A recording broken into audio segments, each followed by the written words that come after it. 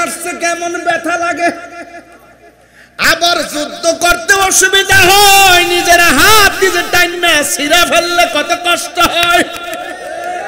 তার মানে বোঝা গেল কুল ইন্না সলাতি ওয়া নুসুকি ওয়া মাহইয়ায়া ওয়া মামাতি লিল্লাহি রাব্বিল আলামিন।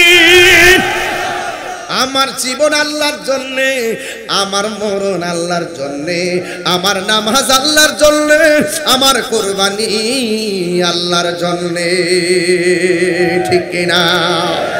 এই জাফর হাতটার টান্দা ছিঁড়া ফালাইয়া যখন বাম হাতের মধ্যে তলোয়ারটা নিয়েছে, হযরতে জাফর রাদিয়াল্লাহু তাআলা যুদ্ধ করতেছেন, কিন্তু বিয়াদবের দলেরা এবার বাম হাতটারে কেটে ফেলার ষড়যন্ত্র করলেন। সবাই মিল্লা চতুর্দিক দিয়া এমন জোরে একটা কূপ মারছে, হযরতে জাফরের বাম হাতটা আর ঝুল্লা থাকে নাই, ডাইরেক্ট দেহ থেকে আলাদা হয়ে পড়ে গেছে, তলোয়ারটা ছিটকে মাটিতে পড়ে গেছে। বন্ধুরে আমার, ও আমার বাসকালীর বাবারা, এবার দেখেন কেমন প্রেমিক। হযরতে জাফরের ডান হাতটা কুরবান, হযরতে জাফরের বাম হাতটা কুরবান, কিন্তু জাফরের হাত এখন তলোয়ার নিতে পারে না। জাফর ইসলামকে এমন ভালোবাসে, আল্লাহ যে বলছি ইয়া আইয়ুহাল্লাযিনা আমানু দুখুলু ফিসসিলমি কাফা, কাফা। আল্লাহ যে বলছে তোমরা ইসলামে পরিপূর্ণভাবে প্রবেশ করো। ওই জাফরের ডান হাত কেটেছে, বাম হাত কেটেছে, কিন্তু তলোয়ারটা মাটির মধ্যে পড়েছে। হযরতে জাফর যাইয়া দাঁত দিয়া কামড় দিয়া তলোয়ারটারে কামড় দিয়া তলোয়ার নিয়ে দাঁড়াইয়া গেছে। হে আমার বন্ধুরে, ওই বিয়াদবরা বুকের বরাবর এমন জোরে আঘাত করলো, আমার নবী আপনার নবী বলেন হাসরের ময়দান যেদিন কায়েম হবে, সব সাহাবীরা আমার পিছনে থাকবে, আমি নবী সামনে থাকবো একটা উটের উপরে, উটের রশিটা থাকবে হযরতে বেলালের হাতে। আর বড় করে বলুন সুবহানাল্লাহ। কি মায়া লাগাইলা মদিনায় আমাকে, কি মায়া মদিনায় আমাকে, অন্তরে মোর আহাজারি, হৃদয়ে মোর জারি, তুমি মদিনার সুখে, কি মাকে, কি মায়া লাগাইলা মদিনায় আমাকে। জুরি কি সুবহানাল্লাহ বলা যাবে না? এ বন্ধু, যার হৃদয়ে নবীর প্রেম, যার হৃদয়ে নবীর ভালোবাসা, যার চোখের মধ্যে নবীর নূরানি ঝালুয়া, সে তো নবী ছাড়া আর কিছু বোঝে না।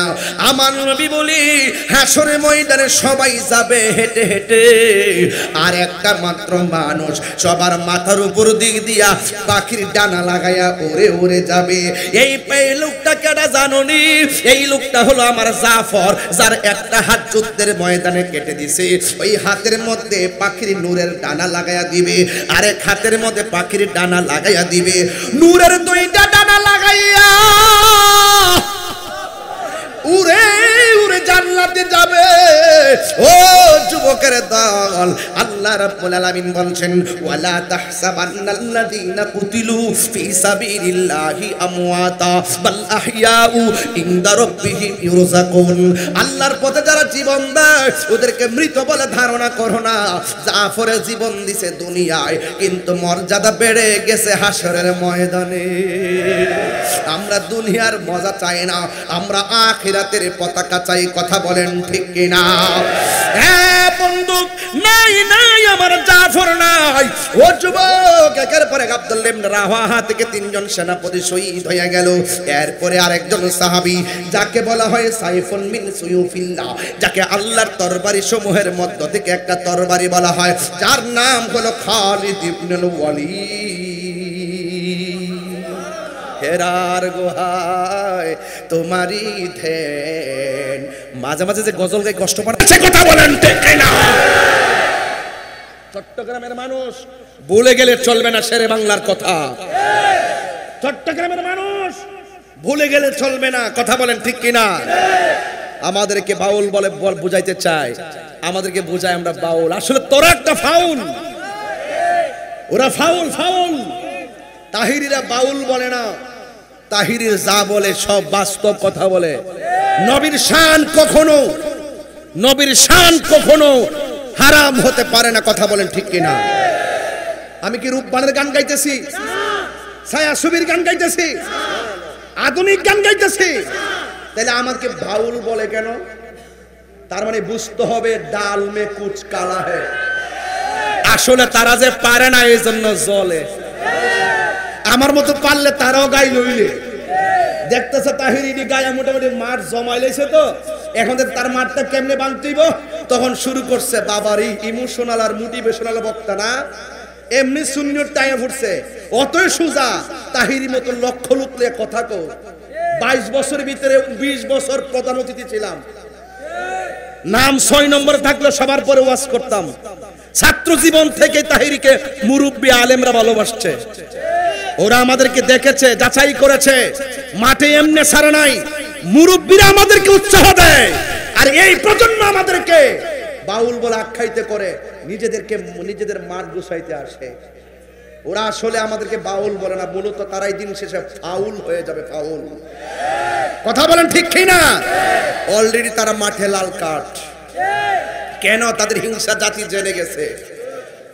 আমি গান গাই না, গান গাই কোন আকীদার কথা না। এই যে ওয়াজ করতেছি বাঁশখালী, কে কোন দল করে আমি জানি না। বাঁশখালীর নাম শুনলেই তো কেউ কাটা কাটা দিয়া ওঠে।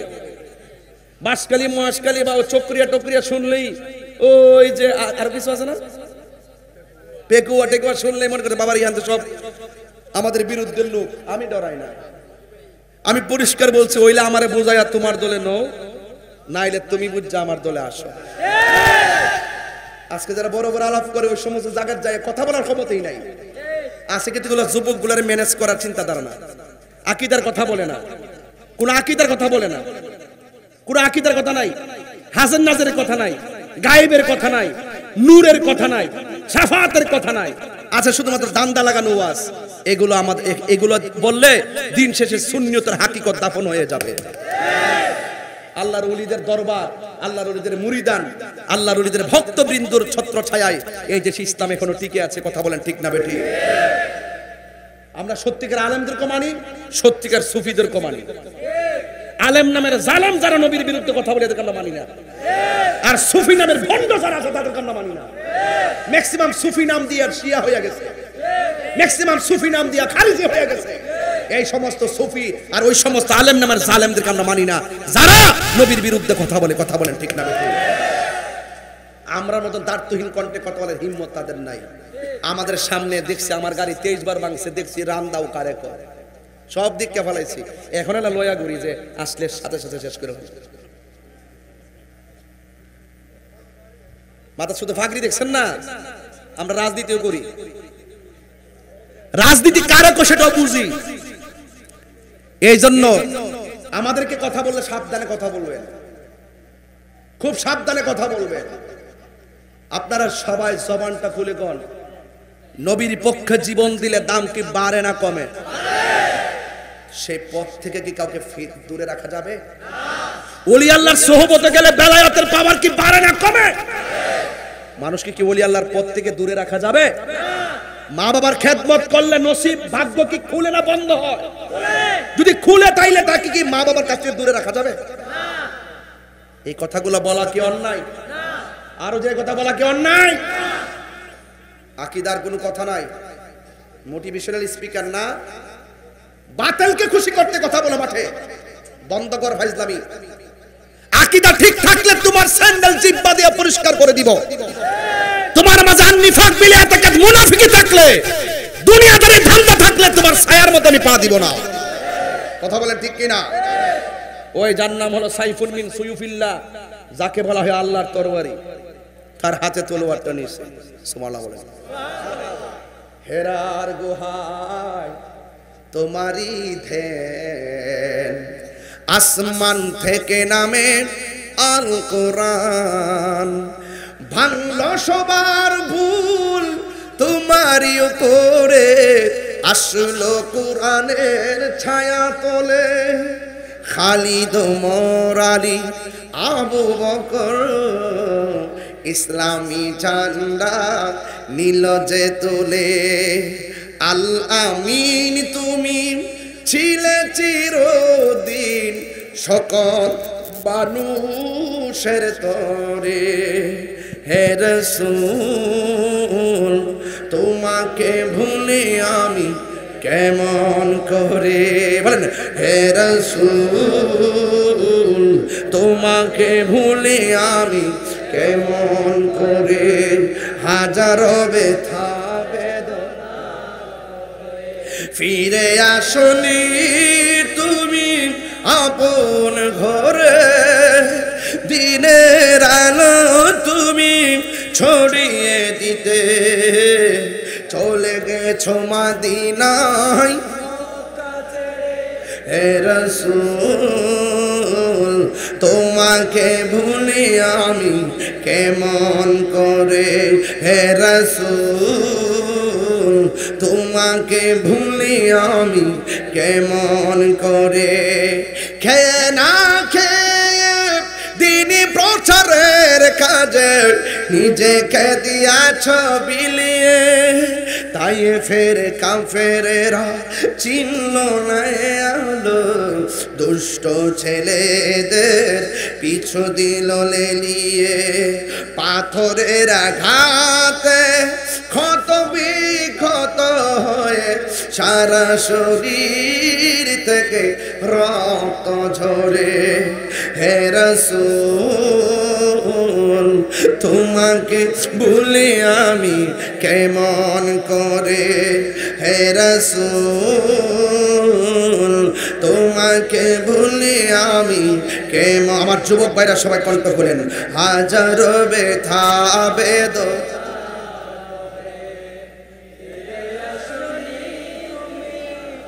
আপন ঘরে দিনের আলো তুমি তে চলে গেছো মদিনায়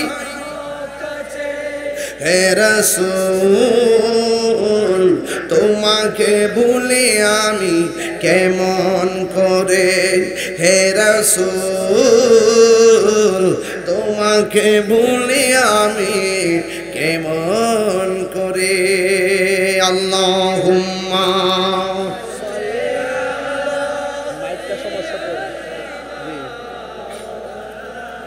ওয়ালা আলি সাইয়্যিদিনা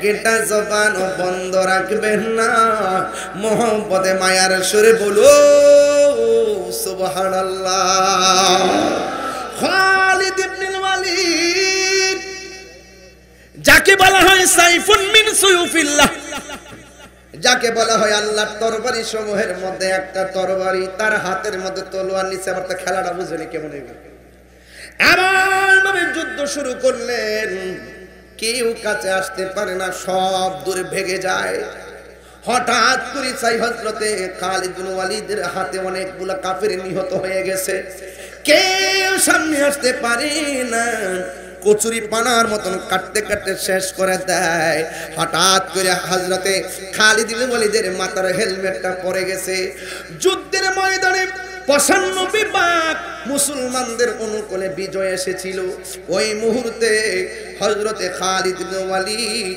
মাথার উপর থেকে হেলমেটটা যখন পড়ে গেছে ওই মুহূর্তে সামনে না যাইয়া খালিদ ইবনে ওয়ালিদ পিছন দিক দিয়ে রওনা হয়েছে সাহাবীরা ডাক দিয়া বলে খালিদ ইবনে ওয়ালিদ যুদ্ধ আমরা বিজয়ের সন্নিকটে আপনি কেন পিছন দিক দিয়ে চলে যাচ্ছেন আমরা তো এই মুহূর্তে আমরা তো হেরে যাব খালিদ ইবনে ওয়ালিদ বলেন আমার মাথার হেলমেটটা পড়ে গেছে আমি হেলমেটটারে তালাশ করতেছি ওই হেলমেট লাগলে আমাদের হেলমেটটা নেন কই না না এই হেলমেট নিলে হবে না আমার হেলমেটটাই লাগবে ও যুবকের দল ওই হেলমেটটা খুঁজতে খুঁজতে খালিদ বিন ওয়ালিদ ক্লান্ত হয়ে গেল আর এই দিকে কাফেররা মুসলমানদেরকে হারায়া দেওয়ার উপক্রম হলো বন্ধুরা রে আমার ও আমার যুবক ভাইরা, ওই খালিদ ইবনে ওয়ালিদ হঠাৎ করে দেখতেছেন ঘোড়ার পায়ের ধুলার দূষিত হইয়া হেলমেটটা বালু যুক্ত হয়ে গেছে।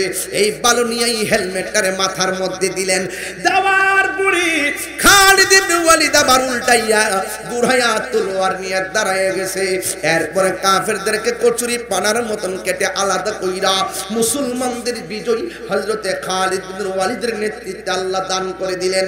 মুসলমান যখন জিতে গেছে, মুসলমানরা জয় পায়া গেছে, এই দিক দিয়ে মানুষ ডাক দিয়া বলে, খালিদ ইবনে ওয়ালিদ যুদ্ধ যদি আমরা জিতেছি, কিন্তু আপনি যখন পিছনে গিয়েছেন আমাদের কলিজার ভিতরে পানি ছিল না, আপনি কেন যুদ্ধের ময়দান থেকে পিছনে গিয়েছেন? ডাক দিয়ে বলে, ও নবীর সাহাবীরা, আমার মাথার হেলমেটটা পড়ে গেছে, আমার গায়ের শক্তি হারায় গেছে, আমার গায়ের মধ্যে কোনো শক্তি নাই, সব শক্তি আমার এই হেলমেটটার ভিতরে।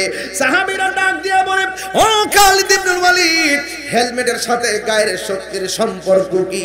তিনি ডাক দিয়ে বলে, নবীর সাহাবীরা রে, আমার কোনো শক্তি নাই, হেলমেটের ভিতরে শক্তি, কারণ হেলমেটটার ভিতরে ছিল আমার নবীর মাথা মুবারকের একটা চুল মুবারক।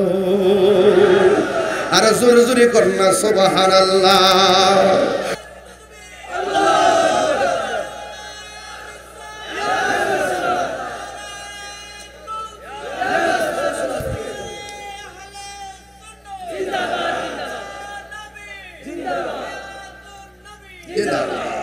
আল্লাহু আকবার বলেন। বিজয় দেওয়ার মালিক কে? যুদ্ধের জয় পরাজয় সংখ্যার উপরে নির্ভর করে না, যুদ্ধের জয় পরাজয় নির্ভর করে হকের পতাকা নিয়ে শেষ পর্যন্ত লড়ে গিয়ে আল্লাহর উপরে ভরসার উপর। কথা বলেন ঠিক কি না?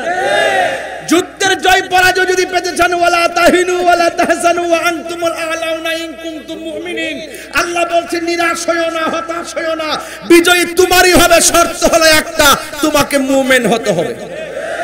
এই কথাই প্রথম বলছিলাম, শেষ পর্যন্ত ওয়াবাশিরিল্লাযিনা আমানু ওয়া আমিলুস সালিহা, শর্ত হলো একটাই, ঈমান আনতে হবে, নেক আমল করতে হবে। কথা বলেন ঠিক না বেঠিক? আপনারা কি আমার প্রতি রাগ করেছেন? আমি কি দলিলের বাইরে কোনো কথা বলেছি? সুতরাং আমাদের বিরুদ্ধে কোনো কথা বলবেন বলেন, কিন্তু যৌক্তিক সমালোচনা করেন, ও যৌক্তিক সমালোচনা করবেন না। আরে মনে করবেন না তাহিরি মানে গান গজল গাউন না, পোলাপান দেখছেন না আয়াত যে পড়ছি অর্থটি কেমনে তুলছি, এত সহজ জিনিস না, বানায় অর্থ করা যায় না, অর্থ তুলতে গেলেও হিসাব কিতাব আছে। কথা বলেন ঠিক না বেঠিক? বোঝেন না কেমনে অর্থগুলো তুলছি? এই জন্য যুবক ভাইয়ের আমার, হতাশ হবেন না। এখন দেখতেছেন ফিলিস্তিন মার খাইতেছে, রাসূল বলছে কিছু ক্ষতি হবে, কিছু ক্ষতি হবে। এমন একটা সময় আসবে মুসলমানদের ডরে ওই ইহুদির বাচ্চারা গাছের কোনায় যায় পলাইব, শেষ পর্যন্ত আমরা এদেরকে খুঁজে পাবো না, গাছের কোনায় লুকাই থাকবো। তো তখন গাছ ডাক দিয়ে কইব, এ মুসলমান, তোমরা কাকে খুঁজতেছো? ওই দুশমনকে, দুশমন তো আমার পিছনে পলাই রইছে, এর দৈরাইন না সাইজ করো। সময় গেছে গানা আসতেছে। মুসলিম বিশ্ব জাগো জাগো শোনো ফিলিস্তিন। বাবা বাবা বুকটা ব্যথা করতেছে বাবা, সব জ্বলে গেছে বেড়ার। আহা, এই এলাকা চিল্লাই না জোরে, বেশি জোরে চিল্লাইলে এদের ক্ষতি হয়। আল্লাহু আকবার, কিছু টাকা বাড়াই দিয়েছে। মুসলিম বিশ্ব জাগো জাগো শোনো ফিলিস্তিনিদের চিৎকার। হাতটা মুঠ করেন, ইসলাম ইসলামে রাখেন, ইসলাম। আমি যখন এমনি কমো তখন আপনি মনে করেন যে ইহুদির সামনে হার রইছে, হ্যাঁ সাহারাত মারছেন, পারবেননি দিতে, পারবেননি। মুসলিম বিশ্ব জাগো জাগো শোনো ফিলিস্তিনিদের চিৎকার, সময় এসেছে ঘুরে দাঁড়াবার, প্রাণের দাবি আল আকসা। কথা কোন ঠিক কিনা? একবার সাফার মাত্রা মারবেন, সাফার মাত্রা মারবেন। আর ইসরায়েল দালাল যেগুলো আছে এগুলো টিকটক মৌলবি, এগুলো ফাঁক করে নামাজে খারাইব, নামাজের ভিতরে জোরে জোরে আমিন কইব, বুকের উপরে হাত বাঁধবো, রমজান মাসে 20 টাকা তারাবি পড়বো, সবে বরাতকে পূজার, সবে বরাতকে ব্যবসা কানার লগে তুলনা করে, আবার লাইলাতুল কদরের পূজার সঙ্গে তুলনা করে। এরা হইলো টিকটক মৌলবি, যারা বলে জিন্দা নবীর আমি তালাক দিলাম, নাউজুবিল্লাহ কোন গেলে, যারা বলে এটা কুট করো, যারা বলে জিন্দা নবীর আমি তালাক দিলাম, এদের সাথে কোনো সম্পর্ক আছে?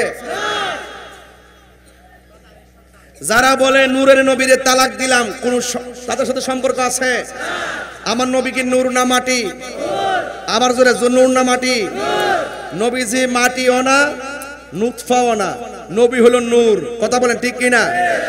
নবীদিকে কোনো মাটি দিয়ে বানানো হয় নাই, সরাসরি আমার নবী নূরের নবী। কথা বলেন ঠিক কি না?